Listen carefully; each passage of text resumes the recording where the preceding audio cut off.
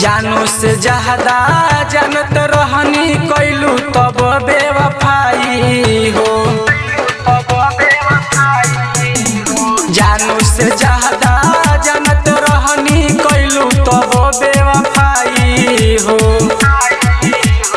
जवन बारात लेके आई तहवन सीना पगोली खाई हो। जवन बारात लेके आई तहवन पिस्तौल से ठोकाई हो। पिस्तौल से ठोकाई हो।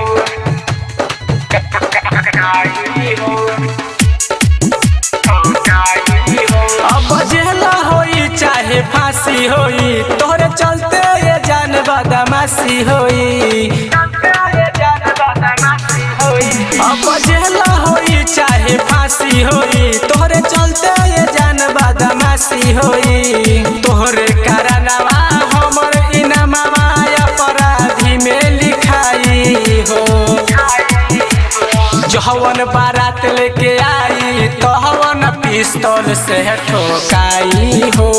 जवन बारात लेके आई तहवन सीना पगोली खाई हो। पिस्तौल से ठोकाई हो।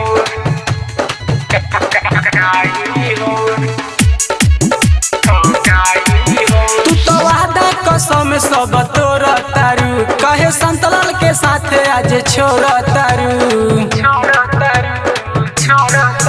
तू तो वादा कसम सब तोड़ तारू कहे संतलाल के साथ आज छोड़ तारू।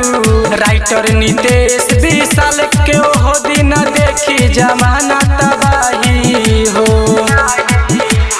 जवन बारात लेके आई तहवन पिस्तौल से ठोकाई हो। जवन बारात लेके आई तहवन पिस्तौल से ठोकाई हो। जानू से ज्यादा जानत रहनी कैलू तब बेवफाई हो। जवन बारात लेके आई तहवन सीना पगोली खाई हो। जवन बारात लेके आई तहवन पिस्तौल से ठोकाई हो। Recording by KCP music Dhaka.